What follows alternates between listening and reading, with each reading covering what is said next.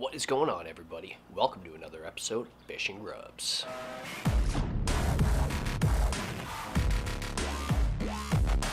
Alright, ladies and gentlemen, this is the end of the Lunkerville series. This all takes place here at the office. This is going to be a short and sweet video. After the shoot, when we were out fishing, Mike wanted to come back and get some B-roll of the office, so I took that as an opportunity to sit down with him and ask him a few questions on camera, because I thought that'd be pretty cool. It's not every day you get a TV star sitting in your house, so I figured I would take the time to just pick his brain a little bit. Obviously, Mike is living the dream. He is doing what we eventually would love to do, and that is make fishing our full-time job. And not just fishing, but entertainment and passing knowledge down to you guys. You know, who knows if YouTube's gonna be my platform going forward. I hope it is. I like doing this. I like the daily grind, and I feel like, you know, once I get to that level, putting out 4 videos a week is gonna be a ton of work. Putting out 1 video a week is a ton of work. Putting out 4 videos a week is gonna be a ton of work, but a ton of fun at the same time, you know, because I'm gonna be doing what I love to do. That being said, it was awesome to be able to take the opportunity to sit down with Mike, ask him a few questions, and really just kind of hang out. The whole experience was so much cooler than I was expecting, and I was expecting it to be pretty cool because, you know, it's Lunkerville, for crying out loud. It's not some dumb TV show. So hopefully someday we get Mike back out here. Really what I always wanted to do on Lunkerville is show Mike what it's like to throw some big swim baits at night, because that's, you know, that's what really, if there's anything in the world of fishing that gets me going more than anything else, it's big wake baits at night. When that bite is on, hold on. Quick shout out to my buddy here at Wicked Fishing.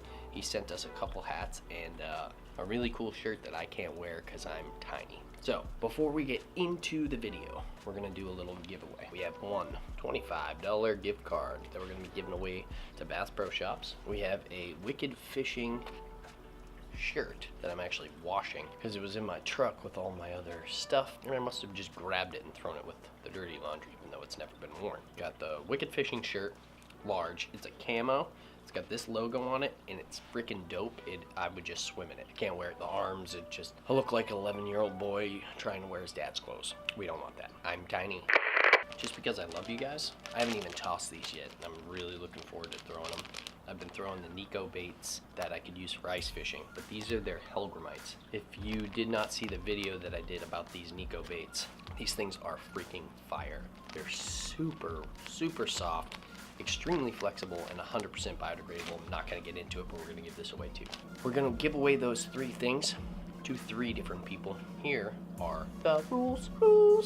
It's gonna be simple. All you gotta do is comment below. Comment whatever you want, but if you want the shirt, do me a favor and say, I wear large. In your comment, or just on another comment, whatever you wanna do, just put down there that you wear a large, because I'm not gonna just send the shirt out to anyone, because I want it to fit whoever I send it to. I don't need it to get sent around 100,000 times. So if you wear a large shirt, let me know in the comments that you wear large shirts. Everyone else, do me a favor, just comment. Also, be subscribed. That's all we need. Doing a little giveaway just to say thank you. Another huge thank you to Mike D. Guys, 4 winners. We're also gonna give away a Lunkerville sticker to go along. So, a huge thank you to Mike D. Mike sent us this awesome Lunkerville sticker that's upside down. He sent us this, he signed it. And we're gonna go ahead and put that up on the board behind us here. That's awesome. Let's get into the interview. Listen, real quick, I'm sorry about the janky audio. I just got a new microphone for the big camera here, and I didn't realize I had to like reset the settings when I plugged in a new mic, so the audio levels were jacked up beyond belief, and there's this like thing in the background that's driving me freaking crazy, but it's not like I can call up Mike D and have him drive up from New York just to reshoot this thing. It ain't that bad, but it bugs me because I like everything to be perfect. On that note, let's get into it. It was a great interview. Lila's sitting on my lap being a goof troop, and that's pretty much how that goes. We'll see you out there. Well, welcome to the studio, Mike. Hey, man. Great to be here. It's so good to have you, man. What an awesome day of fishing. It was crazy. It was intense. Wow. Hey, what's going on? We had a heck of a day out there. Heck of a day. We caught everything. It was super tough. Super tough at the beginning, but, you know, glory ruled in the end, as it always does. Because we have you, the expert. We're going to ask Mike just a couple questions, and then we actually are going to shoot down to the Baldwin Bar so we can make Mike a crazy tiki drink and get a little out of control. Yeah, man. Question number 1. I think, you've probably told the story a gazillion times, but, if people are here on this show and they've never seen your show. What's wrong with you? Yeah, that's very true. We've been airing for 15 years. What got you into fishing? What's that memory that stands out, whether it be in like your childhood or like adult life, that one moment where you knew that this was something you wanted to do forever? Well, yeah, that's a good question. I fished when I was a little kid. 4th grade, yeah, maybe your age. What grade are you in? 2nd grade? No. You're definitely not. A little older than you. You're 3. And I had a fishing buddy, and he moved out of town when I was in 6th grade, and I stopped fishing. And I didn't pick up a fishing rod again until my mid-30s. Yeah. I was stuck in Manhattan, and it was right around 9/11.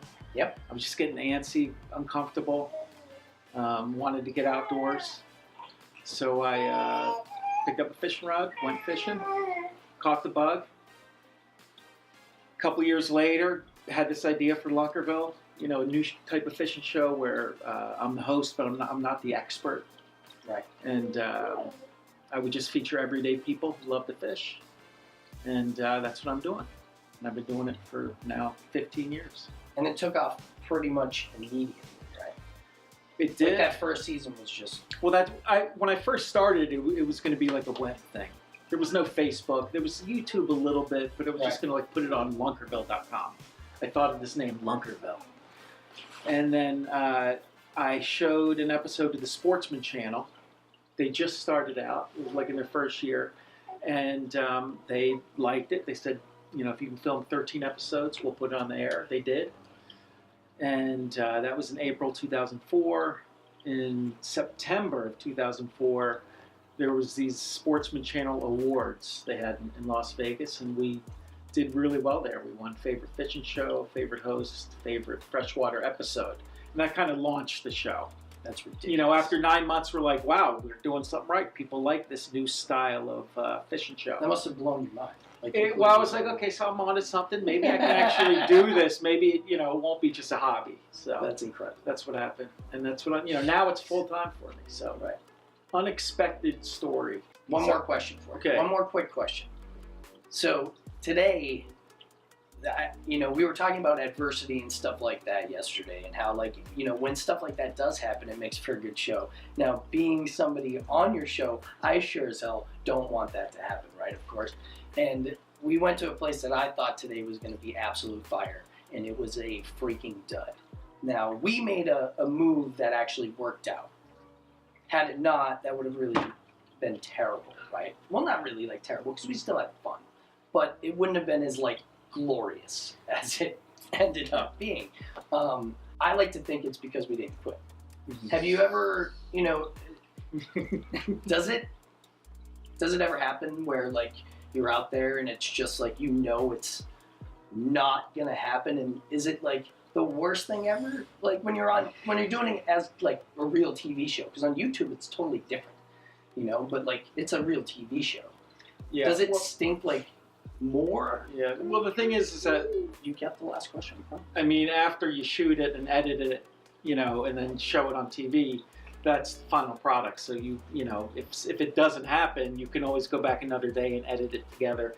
I actually did one episode where I'm not going to say which episode. I don't want to give it away, but we shot a whole day, summer day, with this fellow, and we caught one perch or something. I'm like, oh my God. And it's maybe happened one other time where we shot and we couldn't get a show. But this guy really had great personality, wanted him to have his show. So 1 year later, about that same week, 1 year later, we shot at the same lake. And I asked him to wear the exact same outfit. And he had a beard, and I showed him a picture of what he looked like. And I said, look like this as much as possible. So he went back to the same place. The weather was almost the same. He looked the same. But his boat was slightly different. He had a small craft. It was slightly different color and slightly bigger. And we shot the show and edited the two together, and you can't tell they're a year apart. So that's the magic of editing. But what I prefer when when it's hard to fish at the beginning, like what happened today. That's the ideal situation in Lunkerville because there's conflict. Any good story, there's conflict. Right. And plus, you're the expert. You have to figure it out. Yeah, I got to admit, this morning I was feeling really cold. It was wet. It was snowing. It was windy. I had jeans on. I was like, oh man, we caught 2 small perch. I wasn't going to say like, let's go home and stop fishing. We're filming a TV show. But if I was just out there fishing, I might be like, man, it'd be nice. Watch a show. Go inside, get warm. Beer. But you know what? You never thought of that for a second. Probably ever when you're out fishing. No. We went to another spot, another lake, we killed it. We hammered it, man. This has happened to us numerous times. This is the 3rd time in the past winter where we've had to, make moves. But I love when that happens, and we edit that together, and when people watch that on TV, they're like, wait a second, that's me. That happens to me all the time. Maybe I will stay out for an extra hour, an extra 2. Maybe I will drill an extra 5 holes. How many holes did you drill today? 100. Seriously. Oh, it's got to be over 100. Over 100. Guaranteed. Yeah. That was insane. We drilled probably at the last hole. We started with 20, and then we drilled probably another, 15, 20 more. That was 40 just at that place, and we had 2 spots at the first place. So definitely 100 holes. No pain, no gain. Yeah. And that electric auger was a freaking beast the whole time. Yeah. All right, everybody. What'd you think? Did we have fun? We got to host Mike D from Lunkerville here in New Hampshire. Couldn't be more stoked. I mean, what a great day. The funny thing is the night before when we met Mike before going out and shooting, we told him we were taking him to one of our honey holes and it was going to be fire. He was like, well, a little adversity actually helps the show. And I was like, well, screw adversity. We don't like adversity. We like catching fish. Mike got what he wished for. So I can't wait to see the show. Again, it's going to be up on CBS Sports in April. I'm going to be talking about it when it's coming out. Make sure you're paying attention in April because I'm going to be posting it all over the place when it's coming out. Folks, we could actually even be the premiere. We never know. Mike could choose the episode that we did to be the very first episode of this season of Lunkerville. And I believe this is like the 15th season. I mean, that's just mind-boggling. So cool that he started out just as a forum online and it developed into this freaking 15-year-old killer show on national television. He's making a living doing it. I mean, how cool is that? Living the dream. Lunkerville, baby. Let's get this thing up here. Guys, do me a favor. If you didn't see the other 2 videos, go back and check those out. We'll leave episode 1, Trials and Tribulations, the hardest morning of fishing of the year, basically. It was absolutely mind-bogglingly slow, and we were trying to film a gosh darn television show. We're going to leave that linked up here. So if you want to see us almost fail miserably, you can check that out. Then, if you didn't see the last episode where we made a move, 40-minute drive down to Nashua, and frickin' slayed it from the moment we got there until the sun went down. It was absolutely ridiculous. Some of the best fishing I've ever had. We went from 0 to hero real quick. So if you want to see that, that's going to be linked here. And if you enjoyed this little interview today, and if you enjoy the show, do me a huge favor, hit the subscribe button, hit the bell notification as well. We got some great stuff coming Monday we're going pike fishing, boys. Anyways, thanks for tuning in. We'll catch you on the flip side. Peace out.